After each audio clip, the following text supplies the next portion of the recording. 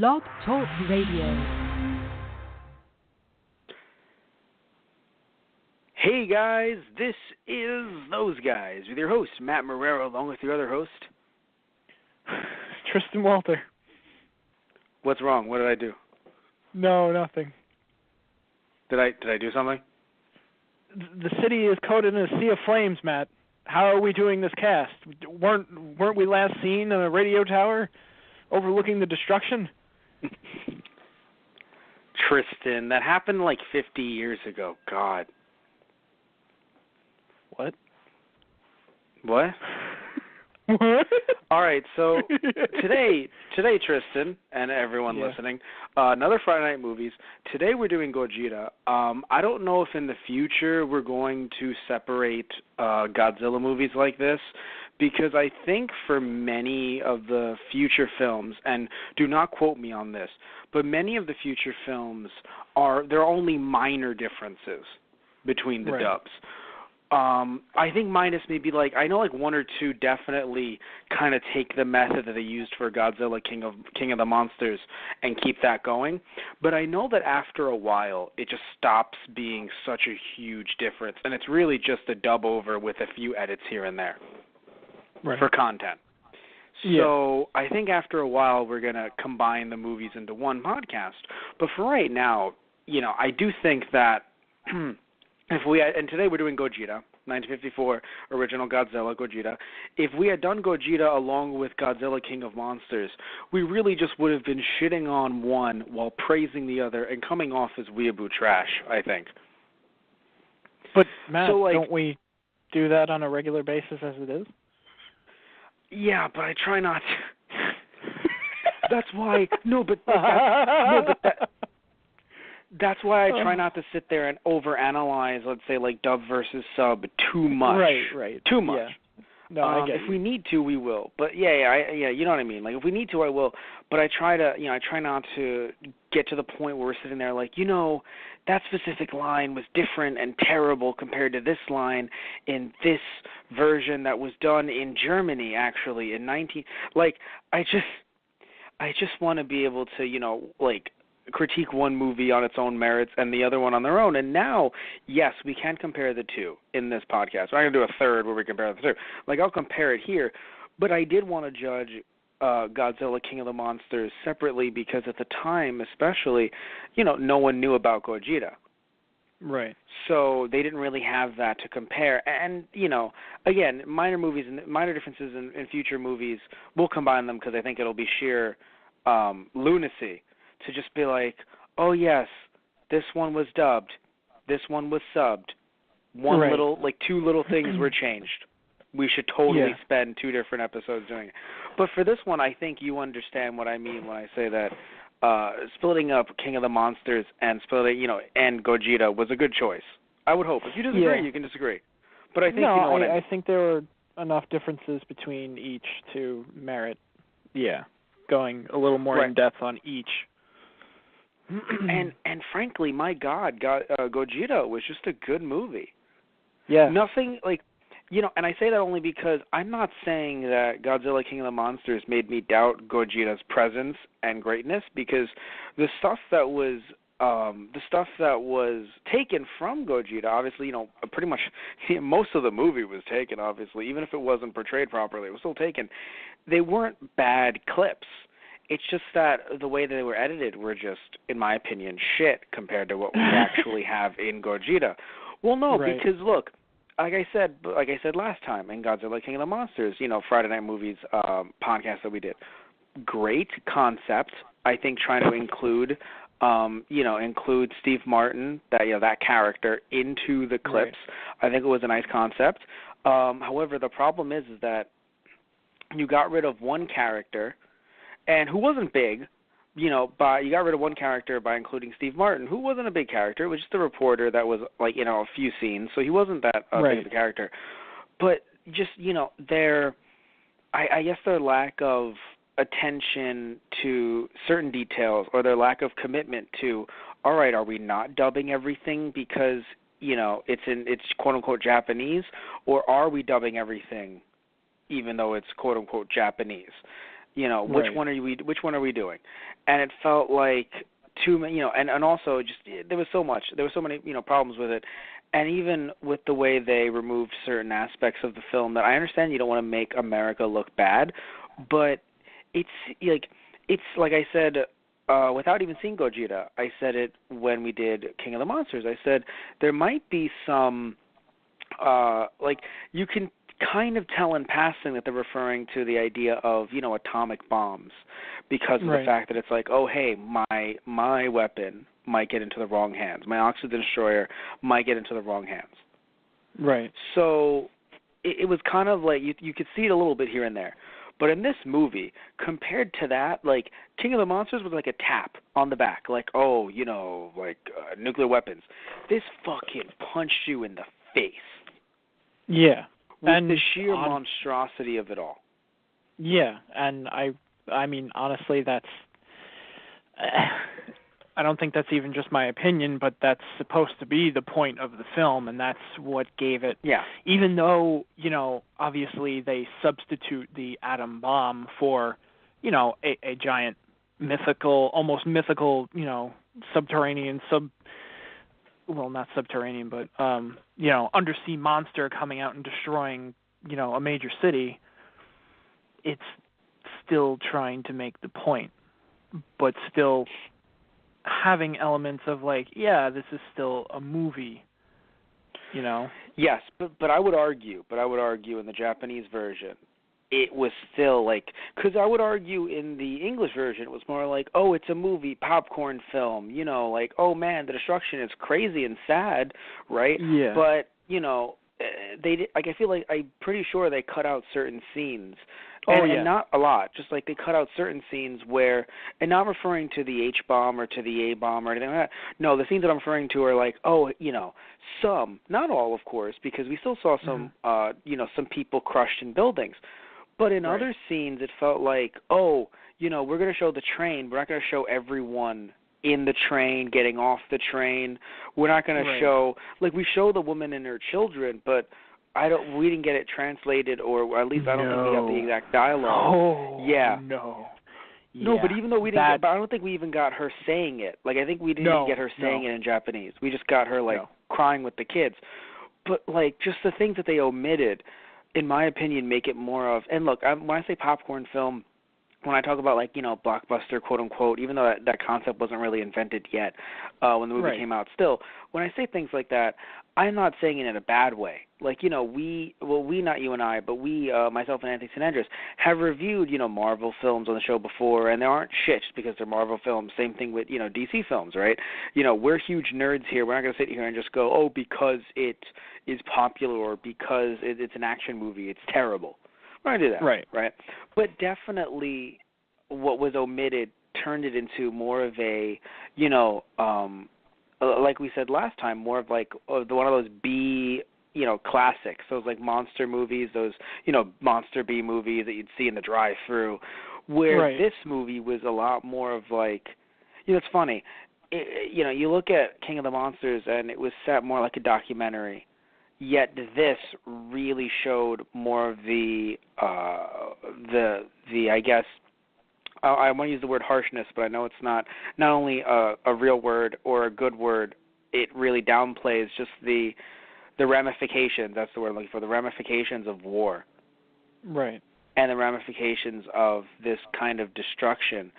And I'm not saying they didn't show the hospital scene with Steve Martin and Emiko. They showed that, of course. But just certain scenes, I think, really hit home more with, with the different kind of vibe that they had going. Because, again, ham-fisted, but not in a bad way.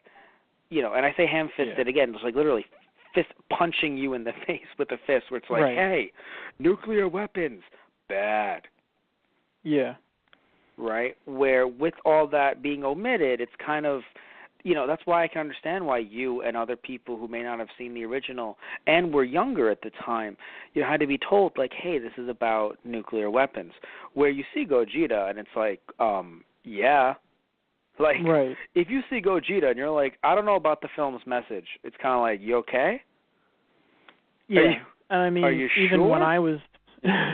when I was a kid, I had grown up seeing the monster versus monster movies after Godzilla had kind of turned more into like, a popular thing, I guess you could say. It was, making the movie for the movie instead of making the movie to present a message like this one is. Or although to be fair, you saw the American one, so.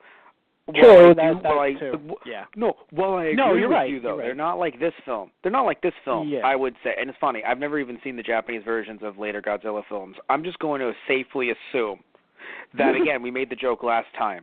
Godzilla drop kicks aren't signifying, the Axis power. Like no, like they fucking were Godzilla drop kicks. Right. So yeah, things changed, and some people say for the worse, some people say for the what the fuck, but they changed. Right? Yeah.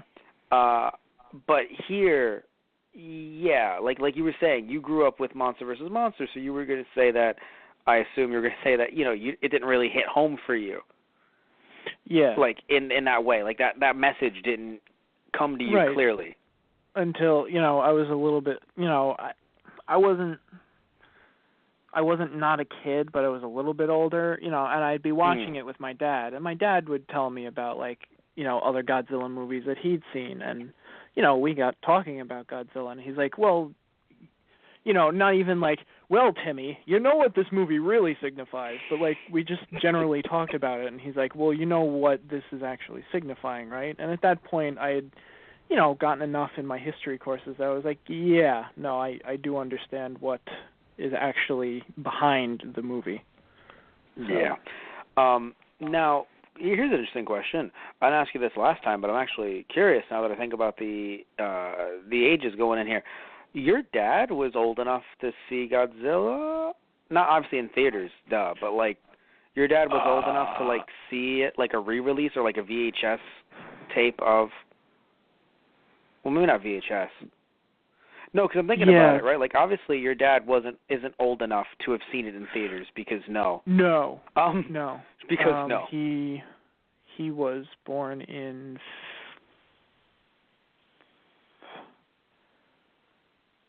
It's cool. God, I can't remember. Yeah. It's cool. You don't have to remember your dad's birthday. It's fine.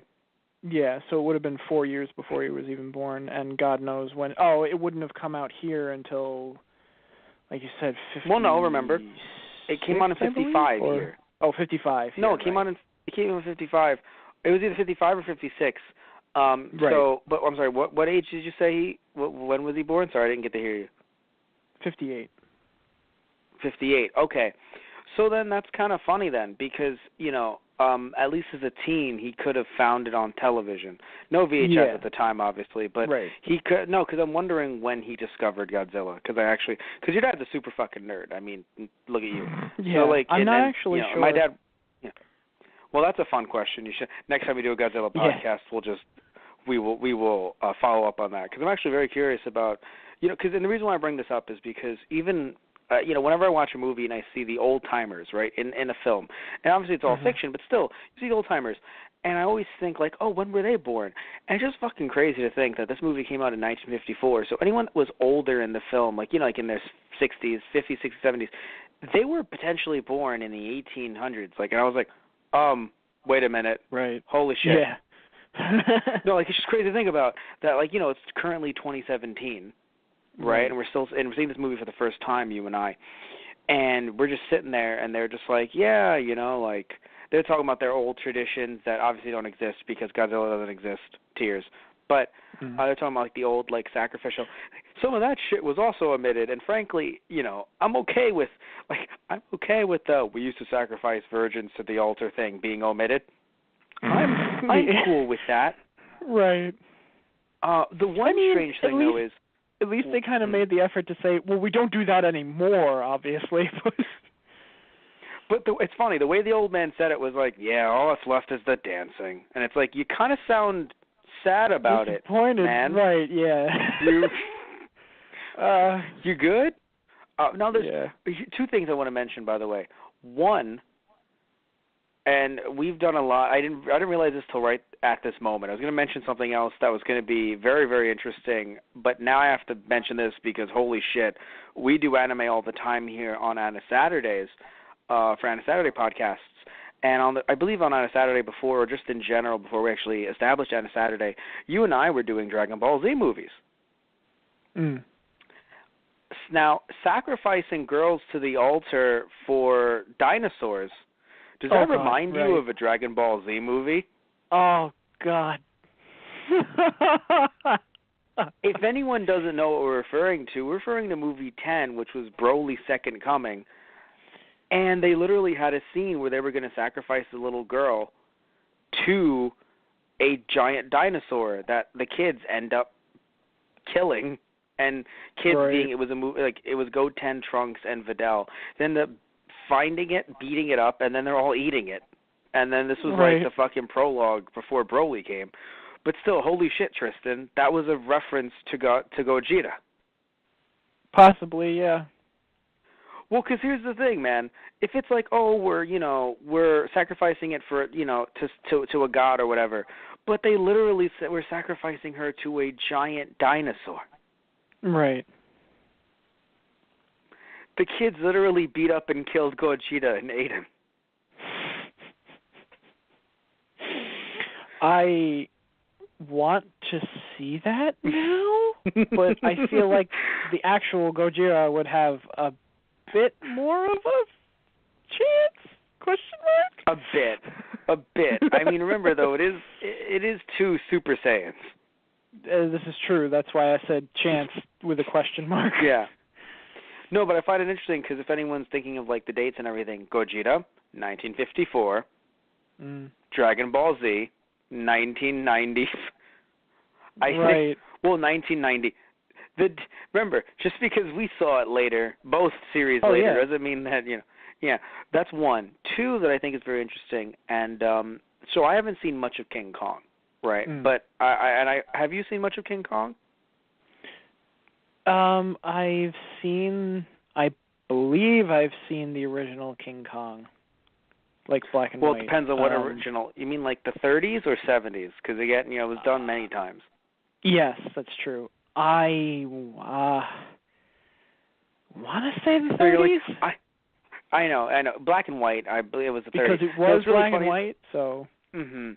And King Kong was very much animatronic, not like he was very weird. Like if you're thinking of the way he moved weird, right? Yeah. Yeah, it was probably the 30s. No, it's just funny to me. Would have been stop motion at that point. Yeah. Yes, it would have been. I laugh though because I imagine like one day because they're like, I think I saw the original King Kong, though I don't remember. Well, who was in it? Oh, it was the one with Jack Black. And you're like, oh God damn it.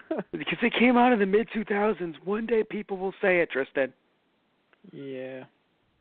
Anyway, that's gonna kill me inside. But my point is that when they mention like, oh, we used to sacrifice girls and like to this altar to Godzilla and everything, it really gave me some King Kong vibes. Yeah. Well, and remember even before like the idea of having King Kong fight Godzilla, Japan actually made King Kong films. Sadly, I believe one of the first ever King Kong films, and I think first ever Japanese films in general, it actually got lost to a fire. I believe it was Toho Studios actually that had the fire, and so the film is lost and it's never been recovered, which is really sad because it's something big in not only Japanese history but also for King Kong fans that'll never be able to see that. I believe some stills exist, but the movie itself was just lost to time, which is kind of sad to think about, especially in an age where everything is digital, everything is saved, everything is backed up. It's just, I think, crazy for someone like myself to sit back and be like, but we can never, Matt. Never? Like, never. It's a concept. It's just, but it's hard for me to, like, adjust to because, again, we live in a world where I'm not saying whether or not like something. Yeah. Yes, like I'm not even saying it's legal because to do what I'm about to say. Like I know it's not legal, but like literally, like you just go on the internet and just find anything. Well, I guess not anything, dears, but you can really find anything like video games from Japan for the Super Nintendo that were never released in America, but still translated to English by people who worked really hard on it. Like Imagine that, Tristan. Like, fucking, you could play, and you can fucking plug in a Super Nintendo controller into your computer and play that. Again, not saying it's legal and that you should do it, because it's still technically copyright infringement. My point is that it can, like, you can still get anything. And, you know, having a movie like that be lost to time is just crazy to me. The fact that we have Doctor Who episodes that are lost to time. Yeah, I was actually going to mention that too, but yeah. Yeah, as of this podcast. But my point is, right, my actual point, and first off, my one point is don't download things illegally, kids. And my second point is that it really gave me some King Kong vibes, and not like in a, oh, maybe it's related to, like, no, because like I said, you know, Japan has made some King Kong films, and clearly they were inspired by, you know, King Kong films as well. It's not as if they were like, oh, American stuff, whatever. No, they were like, oh, King Kong looks cool. And I would say that potentially, you know, there is a chance that King Kong was an inspiration for Gojira in some ways. At least some of the storylines, you know, kind of tie in together in this idea of like, oh yeah, you know, we, like, you know, my grandparents remember Gojira, you know, we used to sacrifice women to Gojira. And it was just like, now granted, it's not like that was the exact, like, it was people on the island that would sacrifice, you know, people to King Kong. But still similar, in strange ways, similar storylines and plot lines. And it intrigued me. The idea, made me, you know, yeah. Yeah, it's kind of the idea of just an explanation for the unknown at the time and a way to try and rescue themselves from either, you know, whether it be natural, you know, occurrences, natural phenomena, or something more supernatural. Yes. Or and unexplainable, so clearly, I should say. Yeah, and so, yes, so clearly the way the movie was set up, at least, you know, Gojira's story and Godzilla's story, was that, you know, he used to be around all the time. And he was like, hey, bros. And they were like, hey, Gojira. And he was like, hey, I'm going to fucking eat all of you. And they're like, nah, just take one. And he's like, all right, thanks, bros. And then he would go back into the ocean. And that was the general. Just like that, too, by the way. He'd be like, hey, bros. Just like that. Yeah. And so they'd be like, hi, Gojira. And so it was just... Mushy, mushy. Gojira-kun. Mushy, mushy, Gojira-san. Hi, everyone was chill with the arrangement. Everyone was chill with the arrangement today, with the arrangement done, other than the fucking women that were sacrificed. They were like, no. How about no? Yeah. So, yeah. So Gojira would do that, and then go back into the water, and then chill there.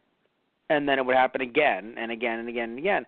And then I guess eventually, like, it just, like, somehow he was trapped or so, because we don't know how eventually he was done for, but eventually he just stopped coming up and people stopped talking about him and he was trapped, potentially, like just chilling in the sea, like, oh man, these caves, though.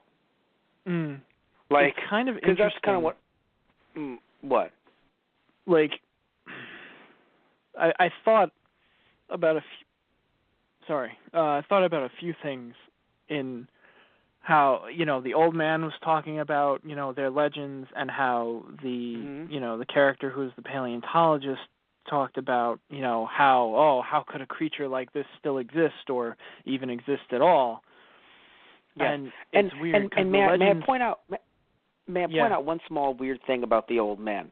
The old man, the way that he talked, or the way that some of the old men talked, it was weird because they didn't talk about it. Maybe it was just the way the subs are translated, or I don't know, maybe the dialogue. It didn't sound like, oh, yes, our ancestors did this. It sounds like they were more like, yeah, when I was 5, I saw Gojira. I was like, hey, Gojira. Like, it sounded like it was in their lifetime, even though it obviously wasn't true. It was passed down as a legend. Yeah. Like Loch Ness Monster, like Bigfoot, you know, like, what? No, go ahead. So I was trying to think of something really funny for the third. Like, I didn't know who to pick, and you just ruined it. I was like Sarah Palin. I was like, no, too new. Oh my God! I didn't know what to. I was trying to think of something really funny, and you ruined it. You know what? I'll be bipartisan. I'll go for North Dakota. All right. Like, you know, just things that don't exist. And so all of these legends that get passed down, but like the old men made it sound like it happened to them like years ago. Or Right. like, yeah, my grandfather, remember Gojira? And it's kind of like, what? But according to the paleontologist. Well, because But anyway, like, let's go back to what you were saying. So you were talking about paleontologists too. He would say the legends were they ate all the fish, and once the fish were gone, then he would come on land, or it would come on land and eat humans. So that's why they would sacrifice somebody. But the way the paleontologists talked about it was that, and it's interesting because it's kind of an idea that was used in maybe not used in the scientific community, but this idea of, like, as I've seen it before, this idea of ancient creatures living deeper within the earth, not at the surface like we do, but like deeper into the earth. Within the, because he was talking about the strata, and it's like, oh, that's actual geology. That's nice. I'm glad they put that in there. Oh, but there might be surviving dinosaurs in that strata. All right, kind of losing it there, but all right. Yeah, no, I love it. Like, you had me, and then you became a movie again. Yeah, exactly. And he talks about the idea of it's only come to the surface now because of all the hydrogen bomb testing. And then I thought, well, what if he looks at it that, these creatures maybe lived in these caverns in this geologic strata at the bottom of the ocean because we haven't explored down there, so how do we know? And granted, that's an interesting point. Like, there are still unknown things about the planet. We know more about space than we do the ocean. Granted, I'm not saying that dinosaurs are living in undersea caves, but, what the hell? But there's still a reason Tristan prays, everyone. There's still a reason he believes. He holds out. But the Tristan, idea why do you pray? Dinosaurs.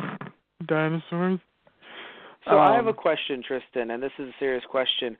If dinosaurs do exist still and they come up from the ocean, are they technically Disney copyright trademark? Do Disney own those dinosaurs?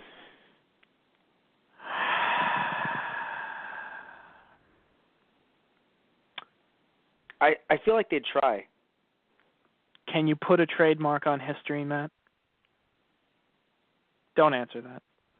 Yeah, because I feel like I could just pull out some really bad shit. Actually, like some really bad examples. Actually, yes. When you look at GAT when it was restored, and be like, oh my god. We'll talk about it after the show, and you'll get really mad. Yes. But you sort of can. I mean, it depends on what you consider history. Right. But the idea that I thought about was that, what if, that character is trying to bring up the idea that, maybe dinosaurs do live in, these underground caverns in the ocean, and the hydrogen bomb going off has freed them and also mutated him.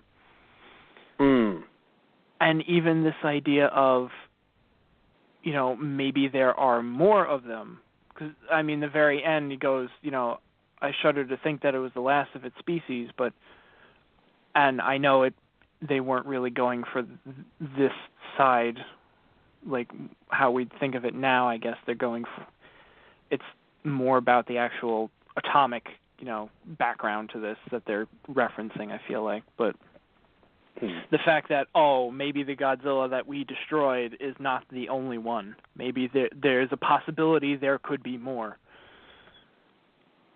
Right, of course. And that's what they were trying to go for.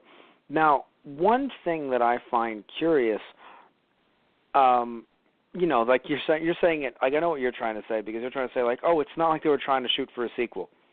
Nor are they saying in any future films that Gojira or Godzilla is different, or like there's a bunch of different ones in the same species. Because like I know we've seen some crossover films and stuff like that, but I don't think they're actually different Godzillas. They were just like I remember there was, I think it was Final Wars, and I haven't seen it, but I assume it was just completely fan service, not, oh yeah, no, there's an entire Godzilla family. Right. And again, I could be wrong, but I'm pretty sure Final Wars was just fan service galore. Also with Zilla getting killed in 5 seconds. Oh boy. Anyway, I'm pretty sure it was Final Wars. It might have been something else. Anyway, another Godzilla film. But my point is that, but my point was that, you know, it wasn't like trying to make us, you know, sequels and things like that. But I do want to mention though that a few things in this movie that I think people feel is not exclusive to America, but they definitely think of, or at least exclusive to like America 2017. Or, you know, in the 2000s, that it's one thing I want to just clarify overall, like both in American and Japanese acting at the time, because I haven't seen a lot of 1950s Japanese films, and I know you haven't either, or 60s, but I have seen, you know, plenty of older films, and there's a lot of overacting in certain points, right? A lot of, like, drama, like, over-the-top kind of, like, you know, reactions from, especially from female characters who have to play these, you know, characters that it's just like, oh, no, she dropped a thumbtack.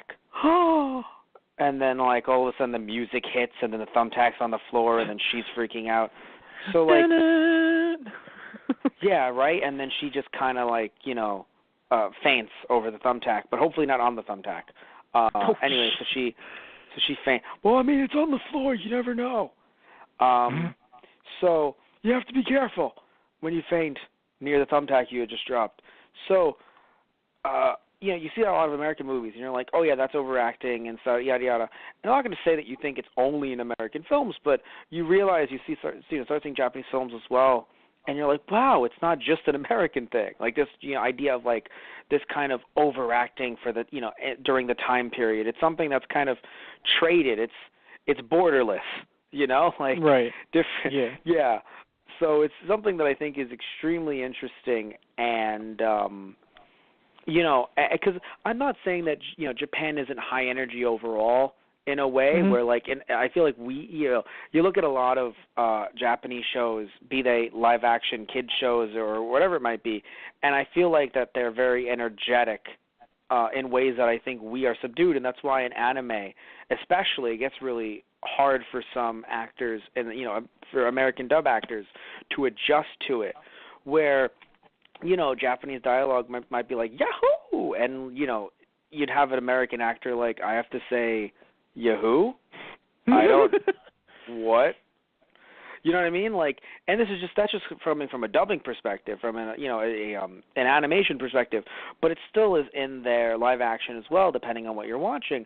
But I still think it's interesting that even though yes, energy in different ways, right? Energy in like a more of an excited or happy kind of way, but when it comes to like, you know, this, like we're talking about just specifically 1950s here, so, you know, let's not jump ahead. Let's just talk about the time period itself. I think it's crazy to see that there are similar, you know, I guess similar acting decisions, right, acting styles that, again, aren't really just stuck to one border. Like when you really expand what you're watching, and you don't just see like older American movies, you start seeing older Japanese ones as well, or maybe, you know, it doesn't have to just be American, it can be French as well. It doesn't have to, or rather Japanese, it can be French, it can be, you know, German, it doesn't have to just be Japanese. You'll see that certain things, certain styles were really just you know, inspired each other, right? So, you know, so they got our films, and sadly we didn't get that many of their films, but, you know, they get our films too. They, being Japan, get our films as well. And are able to watch those and then say, oh, we like this, and you know, and things like that. So it's not just, oh, America does it this way and then Japan does it that way. You know, like it's just the idea of, see, we're not so different, you and I. That whole message, you know, because I do feel like a lot of the time when looking at different cultures, obviously different cultures are different, right? You know, they do have their differences, and, you know, in different entertainment, obviously there are differences. You know, there is definitely in some media in Japan to this day emphasis on teenage girls that we don't have here, and that I'm okay with. right? I'm okay with not having that emphasis here, right? Especially in our animation. I'm okay with that. I mean, you However, could argue my point that emphasis is elsewhere in other parts of. Yeah. You mean other parts of the world, or I'm confused? What do you mean? Tristan, you're what? Are you talking about that sexuality is placed elsewhere? Yeah. Oh, well, yes, obviously. It's not like Right. I'm not saying we're not a sexualized nation. I'm just saying that it's not placed into the same area that I think categories. the Japanese have. Yeah. Right. Well, age groups is what I'm referring to. Yeah. Okay. Referring to age groups, Tristan, not sexuality. But although at the same time we still are very prude as a nation as well. Yeah. Yeah. My point is, I mean, think about it, right, dude? Like, being very serious here. We're very more off the cuff here. I mean, just think about it, right? You'll have, blood and gore? Well, my kid can see that. But a nipple, well, that's just, whoa. Right. Yeah. We can't have any of that, right? So, and that's in my opinion, what I see from the American perspective as an American. But what I'm referring to is that, there are certain differences, certain things that are acceptable over there that might not be over here and vice versa. But, at the same time, though, when it comes to certain things, again, like just an acting style of the time, certain foods or certain reactions to certain things, it's not as if, like, they're so much different. And I feel like it's something as Americans that we don't really see as often. Do you know what I mean? Like, just this idea of, like, oh, wow, that is the same as it is, over here or something like that. But another thing, and this is something that isn't so much, a reference to, Japan or America at the time, just filmmaking overall, I think, today, right? Or at least today as in over the past, 20 years. Maybe even 30, but I'll go with 20 just to not, go that far because I said today, right? Mm-hmm. This idea that, oh, my God, Tristan, so many sequels. Everything is just a sequel and a tie-in and a reboot. It all just happens so much, Tristan. And I feel like people don't know their history. Not that I'm making myself sound super cool, but they just don't know their, oh, I know everything. But they just don't know their history, man. I mean, last episode we did for Godzilla King of Monsters, I was misquoted, as in, and by misquoted I mean I was wrong. I was misquoted as saying that there was 30 years between two Godzilla movies. And it's like, no, there were, I mean, maybe Godzilla on his own, from the looks of it, him just being Gojira. But before that, before 1985, there were a bunch of Godzilla movies where he meets other monsters and he has lovely buddy time by fighting to the death with them. And so it's nice, bonding time, him and Mothra and Ghidorah. Right. Yeah, and Mechagodzilla and Space Godzilla and those were later. But anyway, still. Now you're getting into my territory. Right. But still, just the idea that, oh man, all these Marvel movies and these DC movies and and just everything just being, again, like a sequel or a reboot, like, oh my God, come up with something original. You really think for 40, Godzilla had so many fucking movies. Right.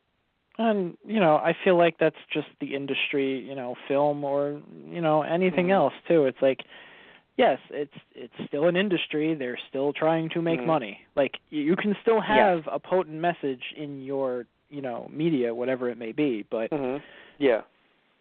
people need to be paid too. That's well, of the thing. course.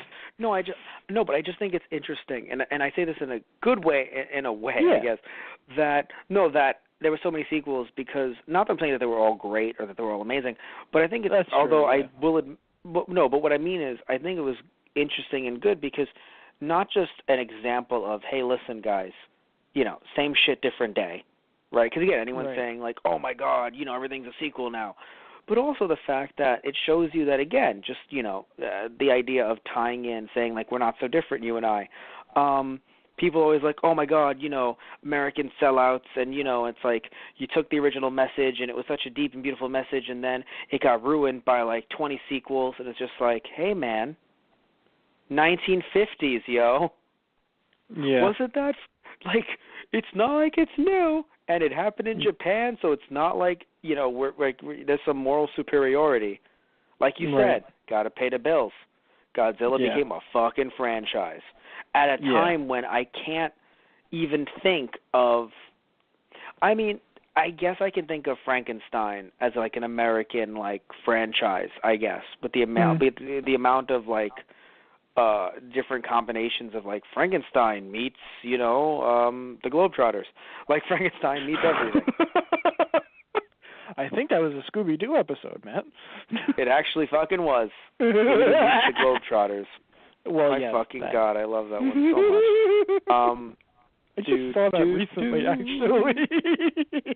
Why? Was it on Boomerang or something? No, okay, it's on DVD. Oh, okay. Good shit. First of all, who do we know had it on DVD? Was it someone that's been on the podcast before? Are we going to call them out? Or been on the Let's Play? I will let her remain anonymous. Damn it. Oh, my God. It's funny. I know who it is. Why? Tristan knows a total of 4 women. And Ouch. I'm kidding. I'm kidding. I'm an asshole. I'm kidding. It's okay, Tristan. I'm sorry. So I have a tie-in. But I know who it is. Okay.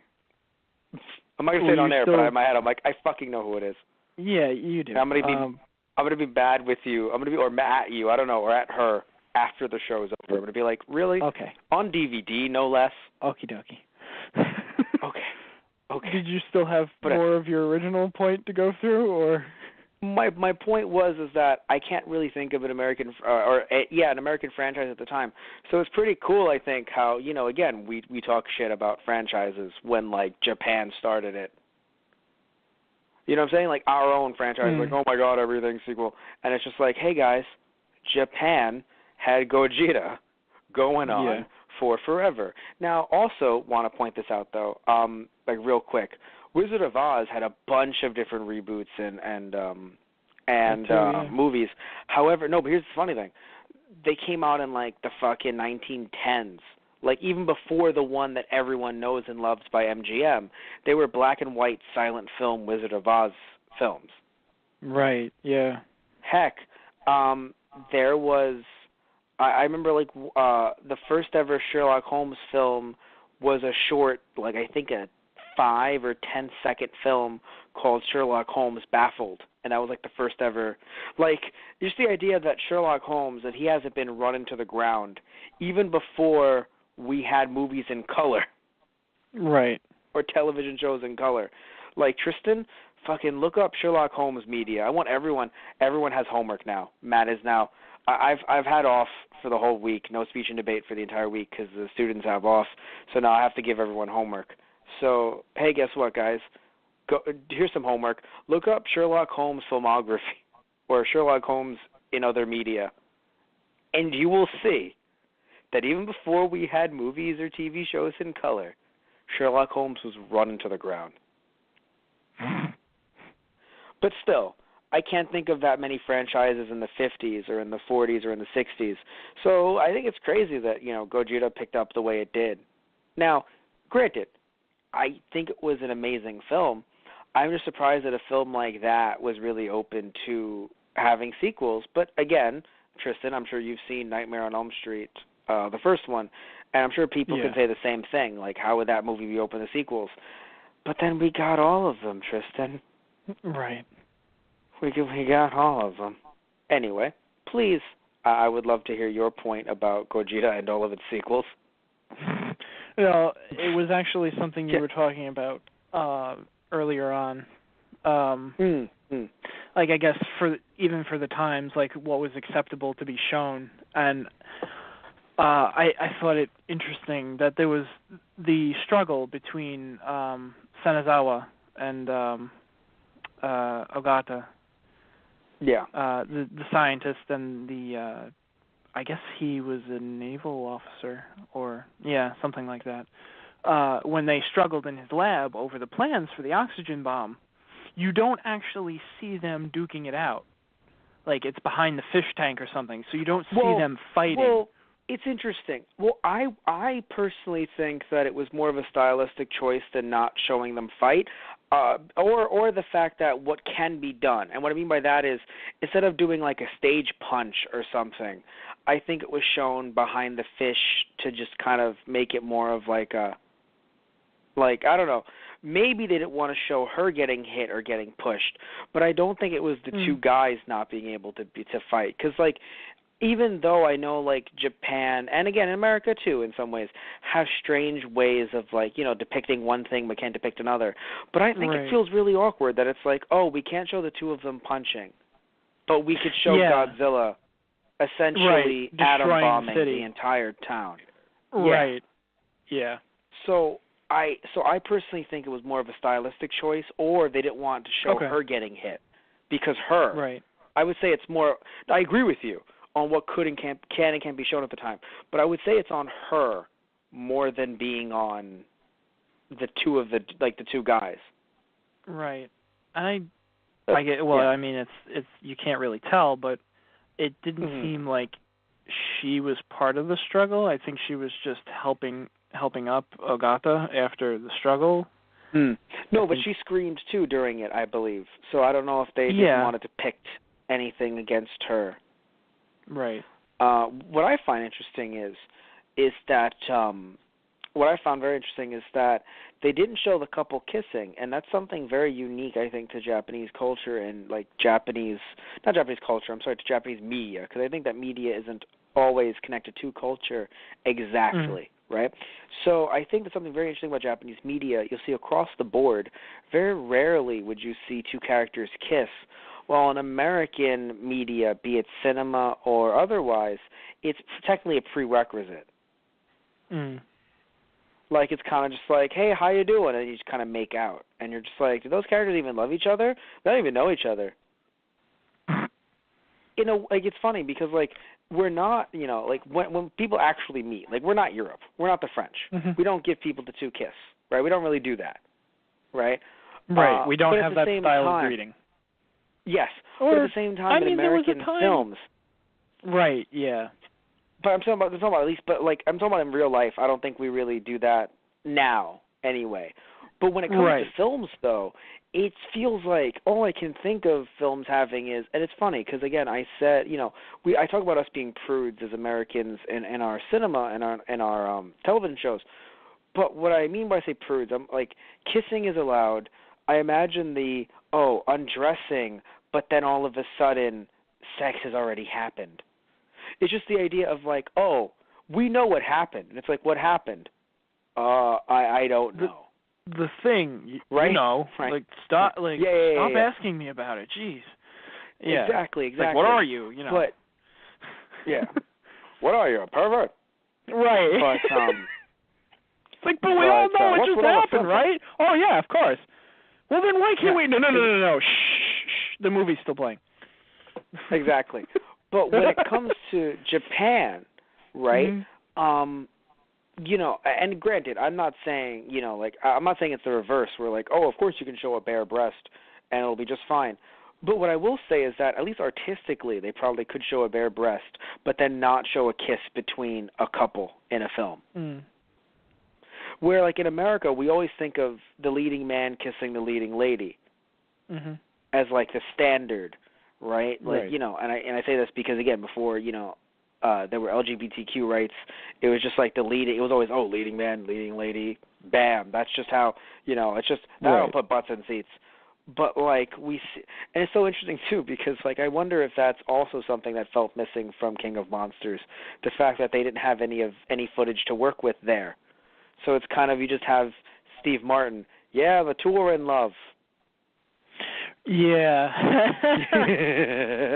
Right? Geez. Where like where like now it makes more sense because you have the entire movie behind it, you have all the clips behind it. You're like, of course they're in love. You know, it's a different time, and you know, it's a bit more like, oh, you know, we like it's a joke that I've heard before, but it kind of comes off that way. Like it's like we hold hands. We didn't even give each other eye contact until we had our first kid. Right. Oh, jeez. Like no, because like compared to today's standards, not even just Japanese, but compared to today's standards, it just feels so strange. Like the fact that it's like like if it was dubbed differently. In some scenes, if it was dubbed differently, you could have just assumed the two were brother and sister because of how little, in my opinion, their relationship was played up. Right. In the way we look at it. Like, of course it was like, oh, I'm going to ask your dad for your hand in marriage. Although the way it was translated was so funny. I'm going to ask your dad for his consent. And I'm like, oh, he's going to have sex with the dad. Oh, my God. And it's very funny too because I feel like he'd be like, "Sir, could we have sex?" He's like, "You're not Godzilla," and just walks away. Get out of my house! Get out of my house! You wouldn't be able to fit in my house if you were a Godzilla. Storms out. What just happened? That's changed recently. Holy shit! God damn it, man! Father's changed recently. Oh, do you still think God. of Mother? Your mother was never Godzilla. She never could be, and she never will be. Oh, my God. Father, I feel as if you might have an unhealthy obsession with Godzilla. Although, it's I don't interesting. talk to you about your pornography. Oh, what? Geez. Well, now I can't do the segue. Well, okay, because now I don't know how to phrase my next sentence because now it'll just sound weird. I wanted to say about the father and the idea that we should study Godzilla. I was happy to kind of see that even in the first film because I always thought that was a thing that came later on, like, it's the big bad monster that destroys the town, and this is the 50s. Of course they're going to be like, no, kill it. Obviously kill it. There's nothing else that we could do in this situation. Make it dead. But, I argue that's more American than actually. I mean, I would disagree with that. Reason, but well, no. What I mean by that is I'm not. Okay, I'm sorry.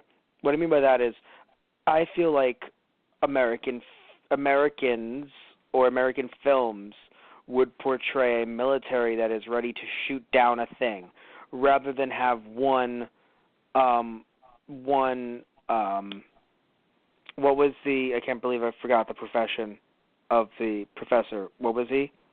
Paleontologist. Or no, actually, it's weird. I think they called him at the hearing for the scientific group. They referenced him the paleontologist, and then later on, they referenced him as a zoologist. And granted, the only difference is. Granted, the only difference there is time. So, right, but still, the point is that like I feel like in American films, or at least in general, you won't.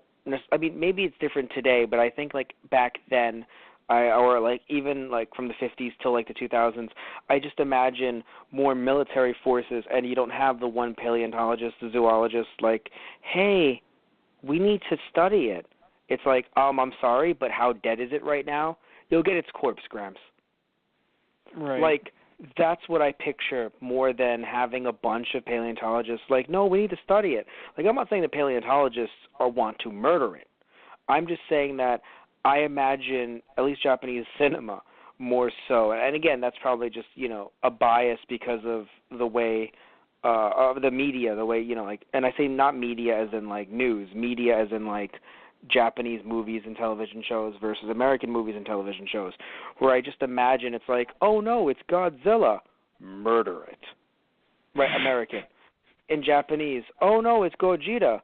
We must see if it can bring, better things to society, or if we could just stop it so that we could save us in the, like, I feel like just Gojira itself having a bigger message, having both sides play out, but at no point did it feel like it was straight up like, we need to murder it in cold blood before it gets us. Like, no, it was getting you.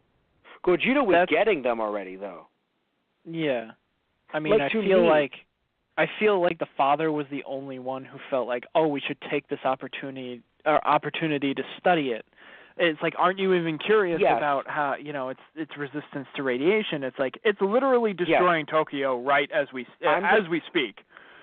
But I'm saying that's a bigger voice than I think we would ever have in like an American monster. Like if Godzilla was American, straight out American, no Japanese ties whatsoever. I feel like we wouldn't even have that voice. Okay. Heck, I don't even think we'd have the monster have to kill anyone before they're like, should we fucking annihilate this thing? Right. Where at least at that point, you had people saying, 17 boats though. Just putting that out there. 17 boats. Could we maybe 17? Like, even though I understand, because I know where you're coming from, and I know you agree with the father, and I understand why you would. I'm not saying that I don't agree with him, but I do think that it's kind of like Gramps. Like, I'd be that asshole where it's like, you can test its corpse. It's literally going to kill the entire world unless we do something. I mean, hell, like, even in that situation, even I, and you know me, Matt, like, even I would argue, like, I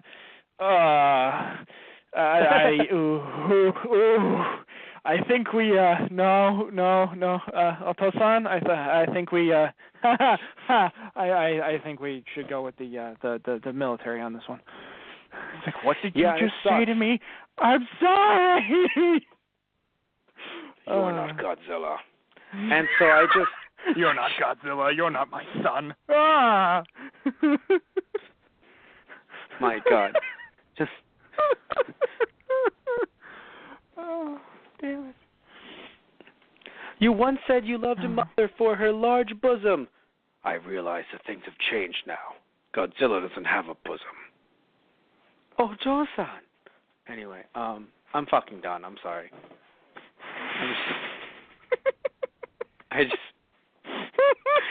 But so I mean, it's true. Godzilla doesn't have a bosom. But anyway, but yeah, one thing that I want to say that I definitely enjoyed in both versions is I enjoyed that even though there was a little bit of a cut with, some of the Godzilla destruction footage, it was mostly all intact. Mostly, yeah. At least his destruction of anything that, okay, yes, they cut out some of the people, and I understand why they did, but when it came to the actual destruction itself, like of items, like of the actual town and everything, or of the boats or whatever, they kept it. And I think that was a really good thing for them to keep, because it made, like, when watching it now, yes, there's kind of a different context in some ways, but I do like that it feels like, in a way, it wasn't abridged in that regard. Yeah. And I know, again, for America, it's kind of like, well, of course not. That's all the action. But still, even with action scenes, you could easily have them cut out and replaced or something like that. So I was happy that when I watched the movie, I was like, oh, good, this is still all here. Yeah. Yeah. Like, I don't know. I found it weird in a sense that with the American version of the film, you don't. I mean, you would probably argue that it's no, you're not seeing the people necessarily being destroyed, but like a lot of the retaliation from the Japanese military, tanks wise, and even have the shores being bunkered.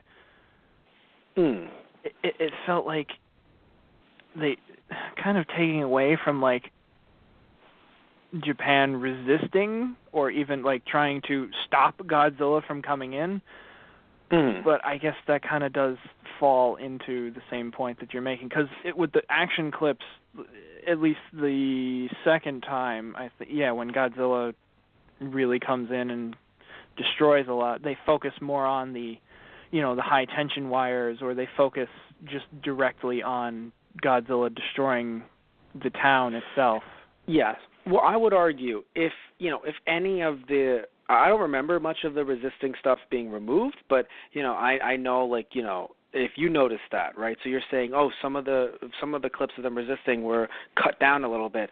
I would argue they were cut down for the narrative of making Godzilla seem like a stronger force and that they really cannot resist him, where in the original cut it's just, that they're not, like, they do want to show the Japanese fighting back, but Godzilla is still so much stronger, where in the American version it's just like, oh, let's just cut that out. Yeah. That's my take on it. Okay. One thing I want to mention that I want to say, I'm surprised made the American cut. And I know it had to because it was a pivotal moment, but I don't think I mentioned it last time, but I really wanted to. Sadly, I had forgotten. The scene with the choir girls. Yeah. Singing. Now, the reason why, you might be like, well, Matt, why are you confused about how that made the American cut? Because that's one of the most fucking Japanese things I have ever seen. Now, I know it wasn't their song that, like, kill Godzilla or anything like that. Like, that would be the most Japanese thing, I would argue. But still, just the fact that, like, I don't know, like, it was like, well, it's the apocalypse, but let's hear the choir. And then, like, to kind of, like, keep up the spirits. And then they hear the choir, and then the dude's just like, oh, what was it? I forgot his name. Senagawa? Is that what it was? Yeah.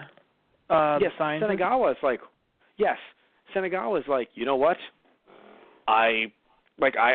Granted, I know, like, the point is, or it's technically supposed to be like, hey, listen, that is the future, right? Like, you're thinking of, oh man, what if my plans get into the wrong hands and then the future is destroyed because of it? Well, the future is right there singing. Those kids are the future. They won't be around if you don't use this weapon. But still, though, just the idea of, like, I know, like, that's the point, but it also comes off very much like the power of song moved him. And that seems like such a Japanese concept to me, unless it's in the form of religion, when you think of, like, religious sermons and things like that in America. Not just in America, but, like, that's, like, I think of, like, from an American point of view, I can understand, like, a religious sermon moving someone, and that was choir music, but still, religious sermon. But, like, just the fact that it's like, Japanese girl songs will move the man to use the weapon. I'm like, that's so fucking Japanese to me, with all the stuff that we've seen from Japan. Right.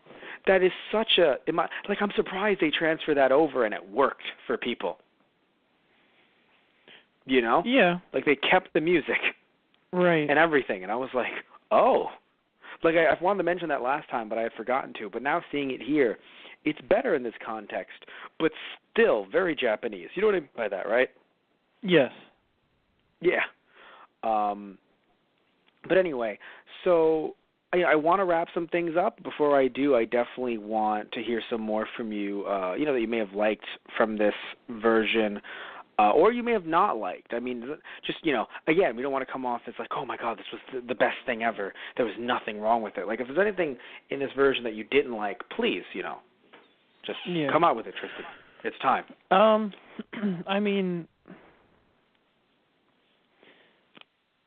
like, I'll say personally, I did enjoy this version over the American version. I think just for the fact that the Japanese version feels like a full-fledged film, whereas the American version, obviously with its cuts, is a bit janky in a way. And I like things that they tried to do, and I thought it was interesting the way, showing the ending before you see the actual events of what led up to that, and the narrative from, the American reporter was an interesting way to do it. I thought that was an interesting way to, go about things. But as a film as a whole, I did enjoy Gojira as a movie better because it just felt more smooth and streamlined. There was one thing about Godzilla that I did want to mention because I feel like I have to. And I guess stop me if you've heard the story, or if you want me to tell it anyway, I'll keep going. But do you know how they did Godzilla's roar? I do not know. How do they do the roar? It's really funny, actually. Okay. I forget exactly the reason that they went with this, but okay. the story that I remember seeing, and I think it was from either a documentary or just like Godzilla films in general, was they would have people like sound crew, trying to come up with different sound effects and how to do that. And, movies today do similar things. But one thing I really want to put into perspective here for anyone that might forget, this was 1954. What are computers? Like, I just want to put that out there. Like people having to do sound editing and having to make sound effects. I mean, even for something like the Daleks in Doctor Who, if you know what the Daleks are, if you don't, look them up. Very interesting creatures, very interesting robotic type creatures. Hard to explain though, if you've never seen Doctor Who. But the point is that to make their, because obviously the Doctor Who came out in 1963, I believe, or 66. I believe it's 63 though. Point is that very long time ago, and to make the warbled sound effect that they needed for them, they actually literally recorded with a bowl in their face. Right. For Fullmetal Alchemist, even though that was 2003 when the first one came out, still, instead of them having to edit it in post, something that is so easy to do now, very easy to do now. Instead of using, a program to edit it in post and to have a character named Alphonse Elric who is stuck in a suit of armor, instead of having, some kind of edit in post to make it sound like there's an echo, they had a bowl in front of the character. So they or in front of the actor, rather. So they put a bowl in front of the actor to talk in, and it would, make an echo, and then they would get that on the mic for the character in Fullmetal Alchemist in the original Fullmetal Alchemist. And then for Brotherhood, funnily enough, one of the cast members actually had the bowl in their garage still. Oh, jeez. Yes. So it's hilarious. I believe it was Sonny Strait who, if anyone doesn't know, Sonny Strait does the voice of Krillin in DBZ, does the voice of Usopp in Funimation's version of One Piece, and also does Hughes in Fullmetal Alchemist, both versions. So he still had the bowl in his garage, so he brings it in, and they have the bowl for Brotherhood. So even though they had to get a new actor because the actor for Alphonse Elric grew up, sadly, and his voice isn't as, as Alphonse as it was before puberty, the woman that they got to do Alphonse in Brotherhood sounds pretty much just like him, and again, they got the bowl. Right. So in other words, you have to think about these sound effects from like a pre-computer perspective where it's like, what do you mean make a roar? Just have someone record a roar and then edit the audio slightly, maybe even the pitch. You can't fucking do that. So Tristan, please continue your story about the roar. And if you thought those were crazy, just wait until you hear this. The idea was they had a person put on a rubber glove, stick the rubber glove into a vat of Vaseline, and then run their hand over a cello, I believe, over the strings of the cello. Okay. And that's how they recorded Godzilla's roar. That makes sense. Granted, it's a crazy idea, and I love it. Right. And it's unique, and it's innovative, but it makes sense because, unless you get a human being to go, or something like that. Yeah. Right? No, you have to get a human being to be like, or something like that. You literally have to sit there and go, all right, what are we going to do here? Imagine, voicing, doing a gong or, trying to get a gong sound effect before you could just be like, oh, I'm going to look up or I'm going to try to generate it or I'm just going to get a gong. It's like, well, what are you going to do? You have a washing machine? Yeah. Is it kind of no, seriously, is it kind of what kind of model is it? It's the kind that, you can kind of push the front a little bit. Push it pretty hard, but not too hard. And then you'll make the sound effect, and you're like, oh, shit. Right. It sounds crazy to think about, but, back in the day, you had to do things like that because how else were you going to make a sound effect? that's what you had to do. So, like, as crazy as that story might sound, because it's really fucking crazy, it still makes sense to me. Because, again, it's like, well, what are you going to do? This was supposed to be out of, like, a whole process. Like, they tried a few different things, and this was the one that made the cut to be like, no, boom, that's it. That's Godzilla's roar.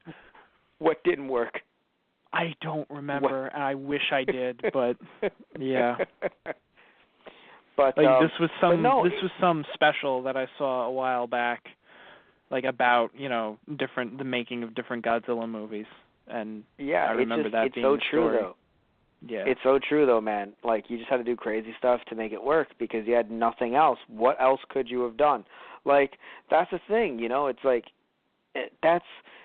like even like obviously you can still be creative with special effects and like other programs now. Like frankly, like I would never trade some of the programs that we have now to make the videos for our YouTube channel. Like I would never trade those programs just to sit back and go, oh man, I'd love to have everything be so practical that we don't even have this technology. Like I would never fucking do that. Right? Right. Like I would never. Like I don't want to live in a world without CGI. Right? Mm-hmm.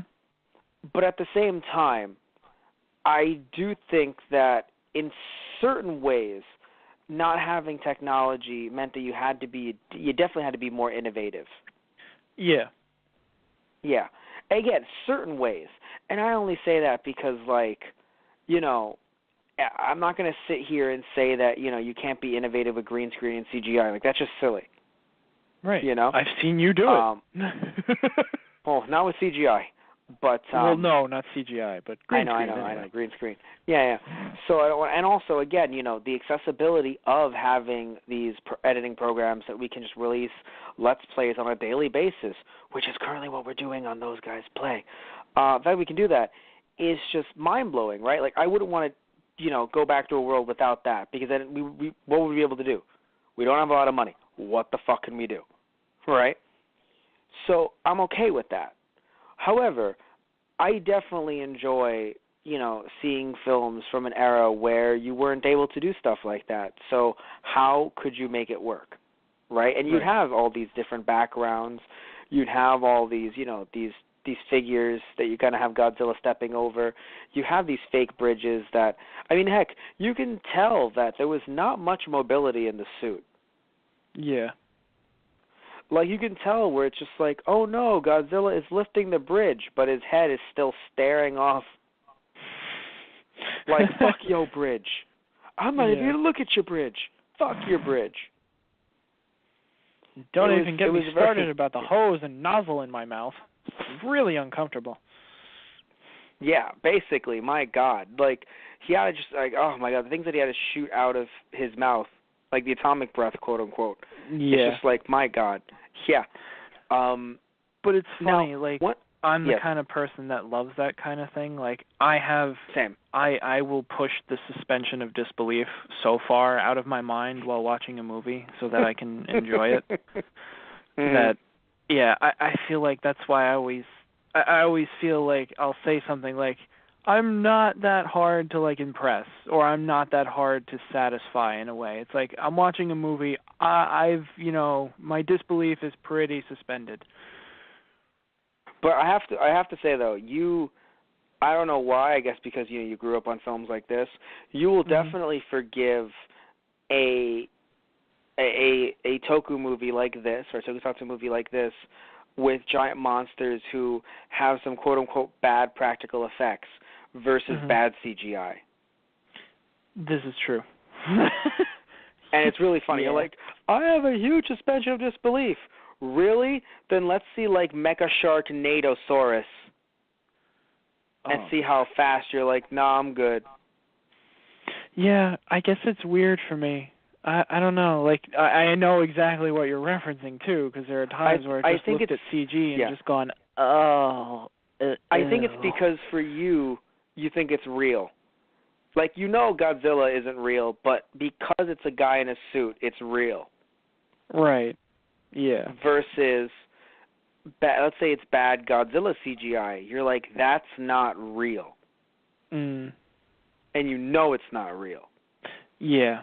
Yeah, that sounds about right. Yeah. Yeah.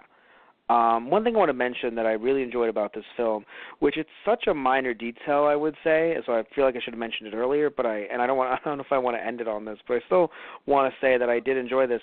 I enjoyed that the little brother was a fucking character, and he wasn't just some random kid running around.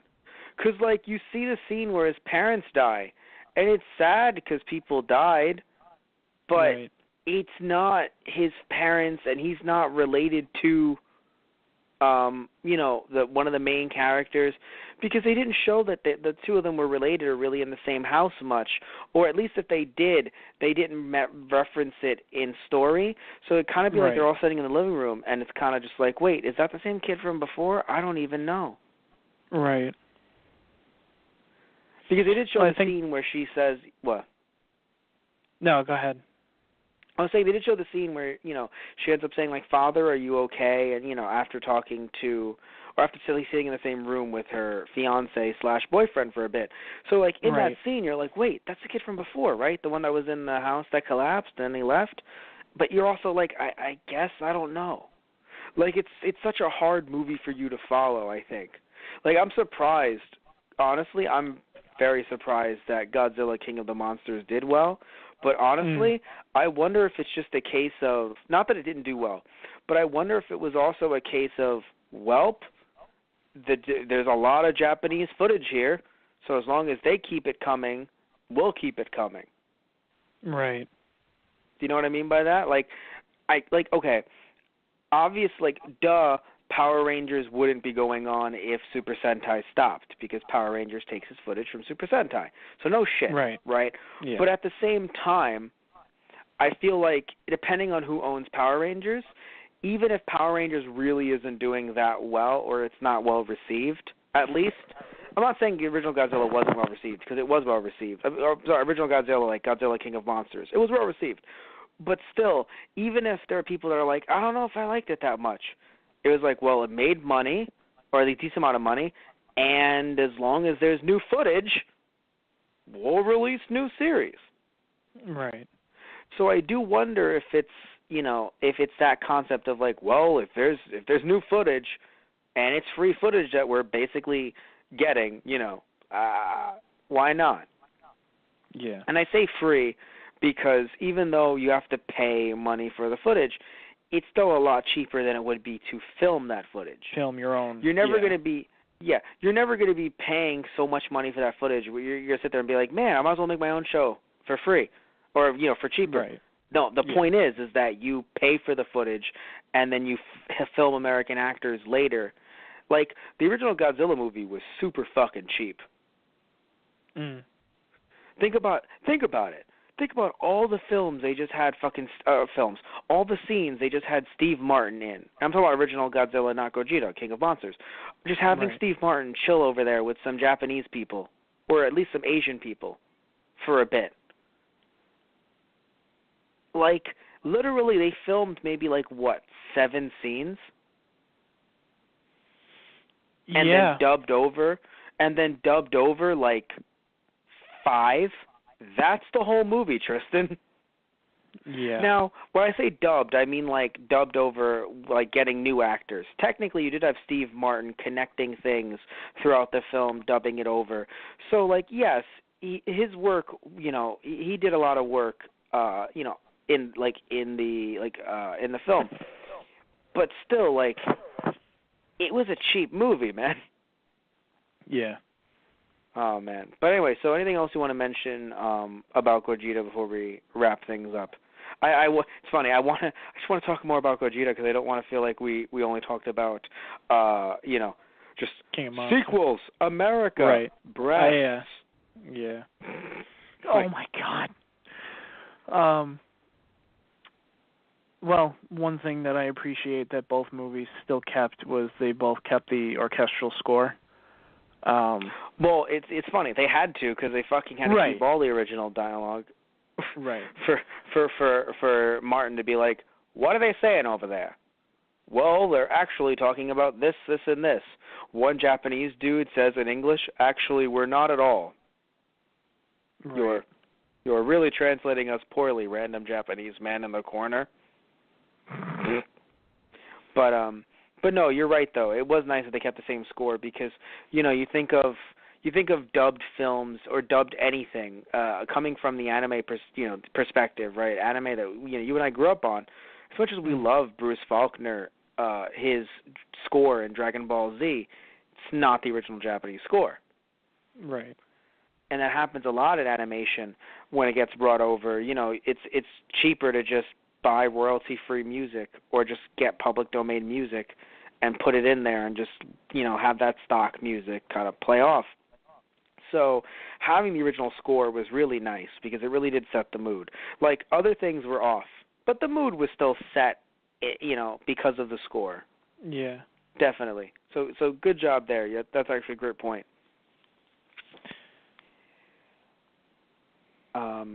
But yeah, looking at the film overall, it's just playing in the background for me. One thing I want to mention that I was really shocked that it was even just filmed. Like, it was such a sad moment, or I think like a defeated moment, was when it was the train ride, that brief train ride that you saw with those three people, and it was like, man, we're gonna have to evacuate again, and woman just says so casually, man, I barely escaped Nagasaki. Yeah. And you're like, holy shit. Right. Like, I think we need to put some perspective here for some people. It would be like if in a movie to try to show, like, the negatives of, like, terrorism, like someone was just talking on a train like, I barely escaped 9/11. Like, you'd be like, what the fuck? Like, right. Holy shit, that was a line said in a movie. Jesus. And like, it shows you how different things were back then. And I'm not saying this in a good or a bad way, but just how different things were back then. Because I don't even think it's a Japanese exclusive thing. I think that mentioning World War II or the Holocaust can be kind of, like, done in a movie. Right. And in America even, and not be considered, like, so taboo.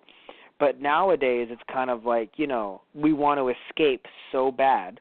It's funny, not as if movies weren't escapism back then, because let's be real, they were.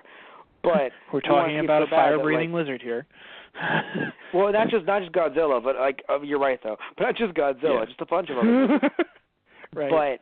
But it's so bad that, like, unless the movie is specifically about the tragedy, it's like specifically about whatever tragedy it is, you're not going to have mention of it unless, like, it's some movie or TV show that wants to really be super duper edgy. Right. Where it's like, oh, Family Guy makes a joke about whatever. Oh, man, edgy. Like, oh, the edge, it cut me. The edge. So, like, unless it's like that, you're not really going to have reference to tragedies like that. Because, seriously, like, my God, like, I just see that, I was watching that part, and I'm like, oh, man, it looks like they're trying to make slight references to, she just fucking said Nagasaki. Yeah. Like, and then literally they're like, enough is enough. Like, man, like, they're just defeated. Like, oh, like, we have to keep on evacuating. Like, oh. Right. Yeah. Even the other guy's like, I've had enough, I'm not, or, yeah. Yeah. And I would say, like, I don't think this is the point you were trying to make, but, like, I wouldn't say that was tasteless, because in all honesty, like, that is what the movie is supposed to be referencing. Like, yes, they're still trying to make a movie, and there's still movie elements. Like, it's not like a remembrance film or something, trying to do like a solemn remembrance of the events. Like, there were plenty of other things that did that. But it was, I think it's what kind of gives Gojira, like, I think we had made this point before, it gives the movie or even the monster kind of a spirit to itself. Like, it's not just about the monster. It's not just the, oh, look at the destruction kind of movie. It's, well, in this case, I guess it is, but not in the sense of, not just. Oh, this is, it's well, like, we're sitting here, it's like, I've got the popcorn, it's like, let's watch the destruction. It's like, no, that's not what this is about. It's like, it's trying to send a message, and I feel like that's it is a sad message, but it is a message nonetheless, and it's an important one. So that's why I think another reason why I like this film, like overall, it's like it does send a powerful message, even though it sends the message with a 130-foot tall atomic breathing monster. But still. I see no problem. Yeah. Like, yes, your point being? Well, I'm just saying, yes, What? Is there a problem? Right. But yes. So we're going to wrap things up here. I have to be honest, I don't know what the next movie we're going to do is. And by that I mean I don't know if it's going to be a Godzilla movie. It might not be a Godzilla movie. It might not even be next week. But, if you're wondering, well, how do I find out when you're going to be doing this? How do I know, when you're going to be doing it? Well, you can actually check out our Facebook page, which is actually /ThoseGuysOnTheRadio, our Twitter @ThoseGuysRadio, or our Instagram /ThoseGuysOnTheRadio. And we have constant updates for our podcasts and our Let's Plays. Also, you can check out our main website, which is thoseguysontheradio.tumblr.com/merchandise for some merchandise from our podcast and our Let's Plays. And you can also get some of that merchandise as well through our eBay, which is /ThoseGuysRadio. Now, also remember that our YouTube channel, by the way, mentioning our Let's Plays earlier, YouTube channel is Those Guys Play. You can find all of our Let's Plays on there, obviously. And Tristan and I have played a lot of very fun games. Sadly, nothing Godzilla related yet, but maybe that'll change in the future. Wink, we wink. have played, wink, wink, we have played some anime games on the show, though. We currently are playing Dragon Ball Z Budokai, which is a lot of fun. We started that off in Those Guys Play Season 3, which is currently ongoing. It sadly will be having a brief hiatus in March, but currently we have another episode airing this Saturday with a brand new Let's Player that we're bringing on who we've never had on the show before, which is really nice, because it's nice that we're able to bring a lot more new people on. I think people are getting tired of you, Tristan. Sad face. I'm kidding. No one's getting tired of you. In fact, I think out of all the videos that we've done, people are really liking the Dragon Ball Z Budokai one because of our voice acting work. I mean, I might not go that far, but... Well, people enjoyed it. That's what I'm saying. And you guys can enjoy it, too, by checking our YouTube channel, Those Guys Play. You can also check out our podcast over at our YouTube channel, Those Guys on the Radio, which has all of our archive stuff, although we're still updating it. We also have our actual iTunes. You can actually go on iTunes, search up Those Guys, and find our podcasts through there, all of our podcasts. And you can also find them through, assuming you're listening to us through Blog Talk Radio right now, but if you're not listening to us through Blog Talk Radio, well, Blog Talk Radio. Search up Those Guys on the Radio on Blog Talk Radio. And you'll be able to find all of our podcasts. I mean, 400 and counting, over 500 hours. Jesus. What are we doing here? Anyway, but yeah, and you can, of course, go to our Patreon, which is TG Productions, and you can actually donate there to, depending on what you donate or how much you donate, rather, you can actually suggest a show for us to do, like a podcast for us to do. It could be on anything, by the way. It doesn't have to just be on a movie. It could be like, top 5 Godzilla movies. It doesn't have to just be like, movie, TV show, book, or video game. It can be like, a top 5 anime or top 5 anime songs or something like that. It can be a concept as well, and another thing you can do is you can suggest different Let's Plays for us to do. So you can say, hey, I would like for Tristan and Matt to do this specific video game, or maybe Matt and another Let's Player to do a certain video game. Whatever you guys request, we'll look into it and see if we can do it, and we'll talk to you guys. Also, another thing that you can do is, depending on how much you donate, you can actually get a shout-out from us as a sponsor for the podcast or for the Let's Play, or both.